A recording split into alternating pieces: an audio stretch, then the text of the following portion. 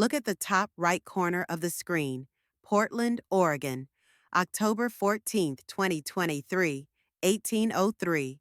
A security camera in the hallway of the Riverside residential complex captures a grainy figure.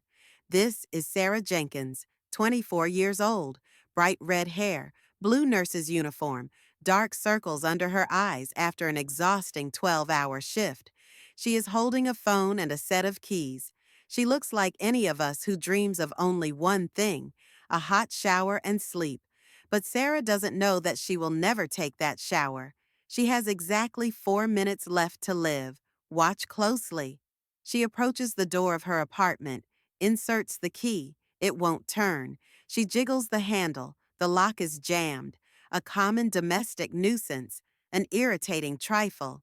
Sarah sighs. She does what any polite person would do. She turns to the neighboring door.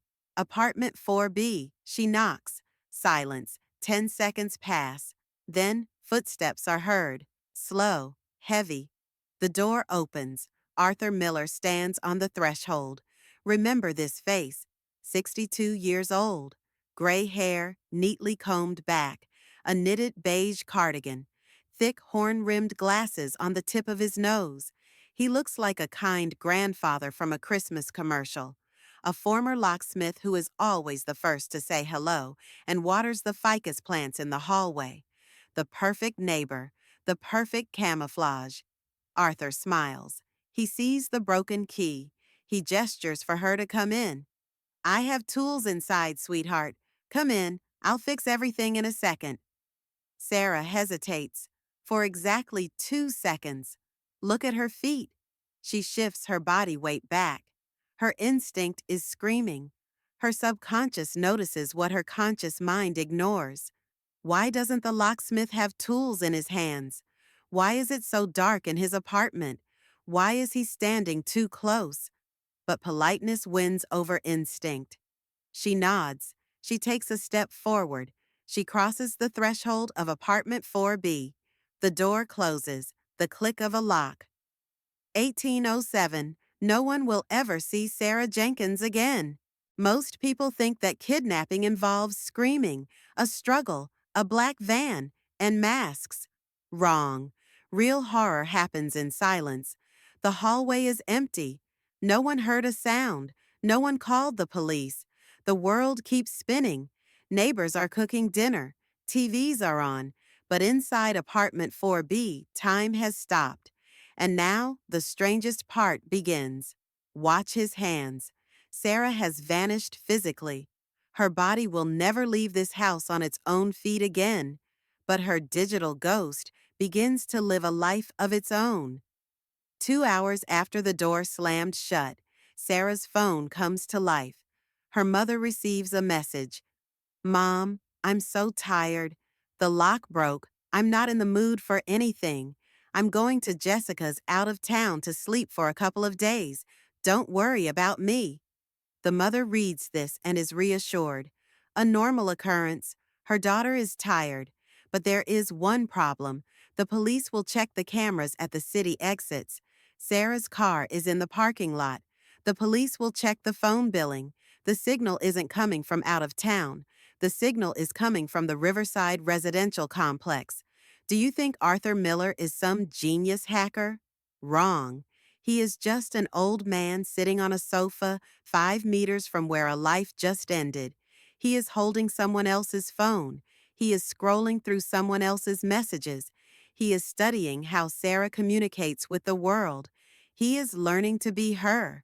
And he is doing it frighteningly well, almost perfectly. He orders pizza to her address to create the illusion of life. He replies to friends. He likes posts on Instagram. For 48 hours, Arthur Miller plays a puppet theater, pulling the strings of a dead girl's digital identity. But he made one mistake, one tiny microscopic detail in the text that is impossible to notice unless you've known Sarah your whole life. A detail that will turn the perfect crime into a trap for the hunter himself. Are you ready to find out what it was?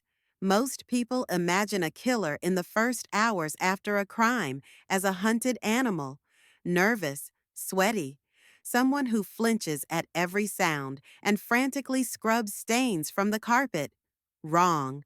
Look at Arthur Miller. It has been 24 hours since the lock clicked. Apartment 4B is bathed in twilight. The TV is on. An evening show is playing. Studio laughter fills the room. Arthur sits in his favorite chair, adjusting his glasses. He looks absolutely calm. Do you think he's hiding? No. At 19:30, the doorbell rings. Is it the police? Did the neighbors hear a noise? No, it's a Domino's pizza delivery guy. Watch his hands. Arthur stands up. He walks slowly to the door. He opens it, smiling broadly at the young man with the thermal bag. Good evening, son. The aroma is just wonderful. He pays. He gives a generous tip. He wishes him a good shift. The courier leaves, never suspecting that he just peered into a crypt, because just 5 meters from the front door, behind the thin partition of the bathroom, lies a bundle of thick construction film. Inside is Sarah Jenkins. Arthur closes the door. He puts the pizza box on the coffee table. He takes a slice of pepperoni, and while he eats, he picks up Sarah's phone. This is where the real nightmare begins. Usually, killers get rid of the victim's phone first. They throw it in a river, smash it with a hammer. But Arthur is a former locksmith. He knows how mechanisms work, and he knows how people work. If the phone goes silent, the search begins. If the phone keeps talking, everyone stays calm. He unlocks the screen. The password was simple, a pattern he glimpsed while they stood in the hallway. He opens the conversation with the contact, Mom. He reads the last 100 messages. He doesn't just read, he studies syntax, emojis, sentence length. He is performing a linguistic analysis of a dead girl. He sees that Sarah often uses the green heart emoji. He sees that she never puts periods at the end of her texts. He writes a new message. Mom, the signal is bad here. Jess and I decided to stay another day. Don't worry. Love you, send. Do you think it worked? Yes. A reply appears on the screen. Okay, honey, get some rest. Call when you can. Arthur smiles. He has just won another 24 hours, but he doesn't know that he has made a fatal mistake. Not in the text, but in physics. While he enjoys his game of God, Portland's cell towers dispassionately record the data. Every message sent is a digital tag. Sarah's mother reads the text and thinks her daughter is 50 kilometers away, breathing fresh air. But AT&T's servers see the truth. Sarah Jenkins' phone never left. It hasn't left a 10-meter radius of apartment 4B. And here is the paradox that blows the mind. Technology created for connection became an instrument of perfect deception, but it also became a silent witness for the prosecution. The Portland police receive a missing person report only on the second day. Why so late? Because Sarah was answering calls, or rather, declining them and texting, "Can't talk, my throat hurts." Arthur created a perfect illusion of life. Relatives were reassured. Friends stopped calling. No one looked for Sarah because Sarah was online. But look at Arthur now. The evening of the second day. He has finished his pizza. He wiped his greasy fingers with a napkin. He looks at a large black suitcase he pulled out of the closet. He realizes that he can't play hide and seek with text messages forever. Sooner or later, someone will come. He needs to get rid of the body. He thinks the hardest part is behind him. He thinks he has outsmarted everyone, the mother, the police, technology. He approaches the suitcase. He unzips it. He is confident. But he doesn't know that at this very moment, in a police station on the other side of town, a detective finally receives the billing printout. The detective looks at the map, at the signal coordinates, and his face changes because the dot on the map hasn't moved for 48 hours, and it is pulsing right in the building where the kind grandfather Arthur lives. The trap has snapped shut. Now, does the victim know? Or the hunter? October 16th, 09:15 a.m., Portland police finally react. Two uniformed officers stand before the door of apartment 4B. This isn't a raid, not SWAT. This is a routine welfare check, a procedure cops hate. They knock. Inside the apartment, Arthur Miller freezes. Watch closely. The suitcase with Sarah's body stands in the hallway, covered with a blanket, just 2 meters from the door. If the officers enter, the game is over. If Arthur panics, the game is over. But Arthur doesn't panic. He adjusts his cardigan. He takes a deep breath. He opens the door. "Good morning, officers. How can I help an old man?" His voice doesn't tremble. His pulse is steady. The officers see a harmless pensioner before them. They ask if he has seen his neighbor. "Oh, sweet Sarah? Yes, she stopped by a couple of days ago. Said she was going to a friend's. I think she was having trouble with her boyfriend. She looked upset." The lies flow out of him like music. The officers nod. It sounds logical. Young girls often run away from problems. Adults have the right to disappear. They apologize for the disturbance. They turn around. They leave. Can you feel that relief? Arthur feels it. He closes the door. He leans his back against it and smiles. He thinks he has beaten the system. Wrong. Because at this very moment, 5 kilometers away, in a stuffy office, Detective Vance is looking at a computer monitor, and what he sees makes his blood run cold. Two things lie on the detective's desk. The first is a printout of a text from Sarah to her mother. "I'm walking by the lake. It's so quiet here. Almost no signal." The second is a report from the cellular provider Verizon. Detective Vance expected to see tower triangulation somewhere in the woods or in the suburbs, but a single red dot glows on the map. It's not by the lake. It's not out of town. It is pulsing in the center of the Riverside residential complex. What's more, the detective sees the time the last message was sent, 09:12, 3 minutes ago. At the exact moment the patrolmen were talking to the kind grandfather in the hallway. Ask yourself now, how often do you believe your eyes while ignoring the facts? The officers saw a kind old man. The detective sees a digital anomaly. Which of them is right? Vance picks up the phone. He dials Sarah's number. A ring. A second. A third. In apartment 4B, Arthur flinches. The phone in his pocket vibrates. He pulls it out, sees an unknown number. He declines the call, and immediately, with his arthritic fingers, he types a text. "Who is this? I can't talk. The signal is terrible." Detective Vance reads this message on his screen. The signal is terrible. He looks at the signal strength in the logs. 5 bars, 5G, perfect reception.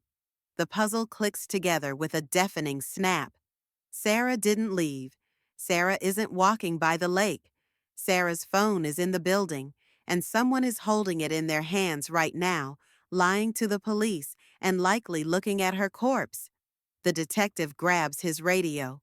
"To all units in the Riverside area, turn around. This isn't a welfare check. This is a crime scene." The patrolmen, who were already getting into their car, freeze. They were one step away from a killer. They smiled at him. Now they must go back. But Arthur Miller is no fool. He sees through the window that the patrol car isn't leaving. It's braking sharply. He sees the officers running back, unholstering their weapons as they go. The illusion has collapsed. There is no more time for a subtle game. Only one action remains. Arthur looks at the huge black suitcase. He realizes it's impossible to carry it out unnoticed now. But he has a plan B, a plan that will turn a quiet arrest into bloody chaos. Are you ready to see what a cornered grandfather is capable of? The thud of boots on the concrete stairs sounds like a drum beat. Detective Vance and two patrolmen run to the 4th floor. They don't know what awaits them behind the door. A shotgun, a hostage, or an empty apartment and an open window. Vance draws his service weapon. Police, open up! Silence. No answer. No movement. Only the muffled sound of the TV seeping through the wood. Vance nods to his partner. A kick. The door frame cracks. The lock flies out. The door swings open, hitting the wall. Watch closely. You expect to see chaos. Overturned furniture, blood on the walls, a maniac with a knife lunging at the officers. Wrong. Inside apartment 4B, there is perfect, terrifying order. Wheel of Fortune is playing on the TV. The contestants are laughing. Applause. An unfinished pizza lies on the coffee table. A napkin is neatly folded. It doesn't smell like death. It smells like basil and old books. Clear, shouts the first officer, checking the kitchen. Clear, the second calls out from the bedroom. The apartment is empty. Arthur Miller is gone. Vance feels his stomach tie in a knot. Are they too late? Did he leave via the fire escape? The detective takes a step into the living room. And then he sees it. In the center of the room, like a black monolith, stands the suitcase. That same huge suitcase on wheels.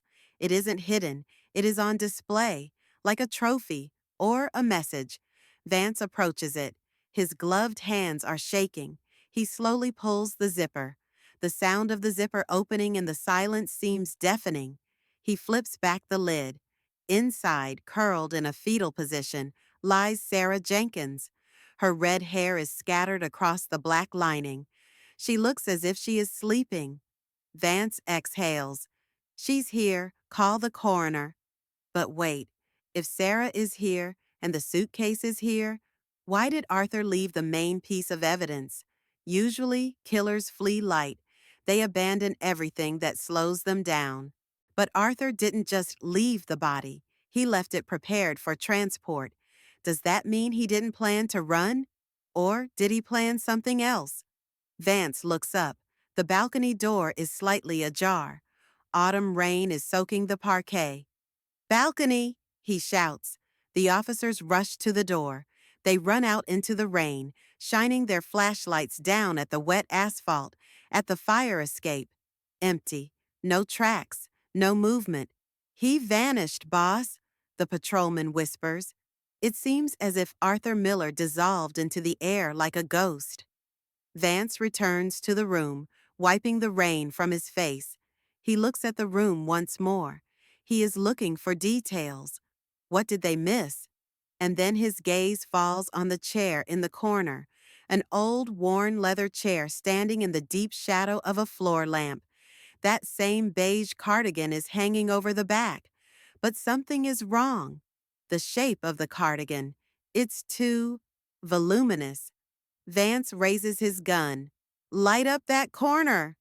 The flashlight beam cuts through the gloom, and the world turns upside down. The cardigan isn't hanging on the back. Arthur Miller is sitting in the chair.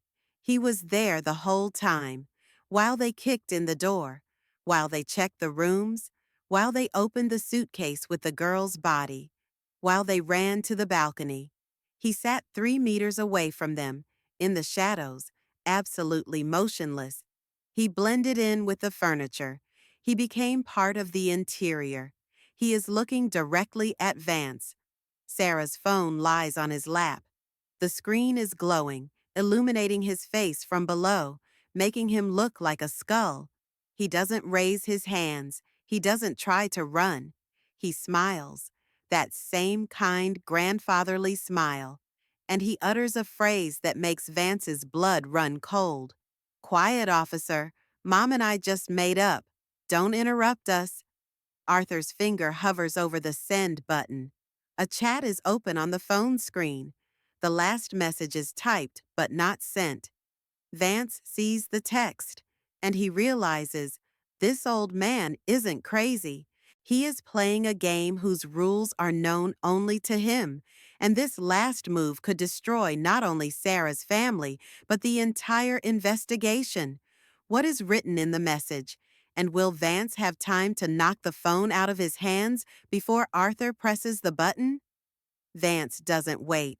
Vance doesn't negotiate. In the fraction of a second that Arthur's finger begins to move toward the screen, the detective lunges forward. This isn't a cinematic fight. This is raw physics. Vance slams into the chair with all his weight. The old wood creaks. Arthur lets out a muffled grunt, but look at his face. He isn't scared. He is disappointed. Like a grandmaster whose board was flipped one move before checkmate. The phone flies out of his hand. It slides across the parquet, spinning, and comes to a stop screen up at the patrolman's feet. Hands! Show me your hands! Vance presses the kind grandfather's face into the armrest. Arthur doesn't resist. His muscles are relaxed. The click of handcuffs, the sound that puts a period on Arthur Miller's physical freedom. But what about his game? Vance is breathing hard. He gets up from his knees. He walks over to the phone. The screen is still glowing. The message was not sent. Vance leans down. He reads the text that Arthur had typed with such care, and in that moment, the detective realizes the true scale of this man's monstrosity. Do you think Arthur was writing a suicide note? A confession? A plea for forgiveness? Wrong. The text read, "Mom, I can't take it anymore. I met a guy. He hurt me. I don't want to live. Forgive me. Don't look for the body." The shock hits Vance like a punch to the gut. Arthur didn't just kill Sarah. He was going to kill her memory. He planned to stage a suicide. He wanted Sarah's mother to live out the rest of her days thinking her daughter killed herself over a broken heart. He wanted to turn a murder into a tragedy where no one was to blame. He wanted to make her mother believe that Sarah had broken. But why was he in a hurry? Why did he decide to end the game right now? Vance scrolls up through the messages, and he finds the answer. There it is, the dagger that Arthur didn't notice. Half an hour before the raid, Arthur had sent that same message. "Love you, Mom." And below it hangs the reply from Sarah's mother, which arrived just 2 minutes ago. A reply Arthur didn't have time to read because the police kicked in the door. The message from the mother. "Sarah never calls me Mom. Who is this? Where is my daughter?" The puzzle was complete. Arthur Miller, a genius of manipulation, tripped up on a single word. He studied her emojis. He studied her schedule. But he didn't know about Mama Bear. It was this small, intimate detail, a nickname born of love, that destroyed his perfect plan. A mother's love outplayed the cold calculation of a sociopath. Arthur is led out of the apartment. Neighbors peer out of their doors. They see their favorite locksmith in handcuffs. They are horrified. "Arthur, what for? This is a mistake," shouts a woman from 4C. Arthur turns to her. He smiles again, that same warm grandfatherly smile. "Just a misunderstanding, dear. I'll be back soon. Water my violets, will you?" He lies until his last breath. The trial lasted 3 weeks. Arthur Miller did not plead guilty. He claimed that Sarah died of an overdose. The autopsy refuted this, and he simply got scared. But the jury only needed one piece of evidence, not the body in the suitcase, not the phone billing. They only needed the printout of the text messages, the moment where he stole a dead girl's voice to break her mother's heart. Sentence: life without the possibility of parole. Arthur will die in a cage. But this story leaves behind an icy residue. Sarah Jenkins did everything right. She was polite. She turned to someone she knew. She was in her own home. She died not because she was careless, but because we are genetically programmed to trust the elderly. Gray hair is a sign of safety to us. Glasses are a sign of wisdom. A cardigan is a sign of comfort. Arthur Miller knew this. He wore his old age as the perfect predator's camouflage. And now I want to ask you, look at your neighbors, at that sweet old man who gives candy to children, at the grandmother who asks for help carrying her bags. Are you sure you know what's in their suitcases?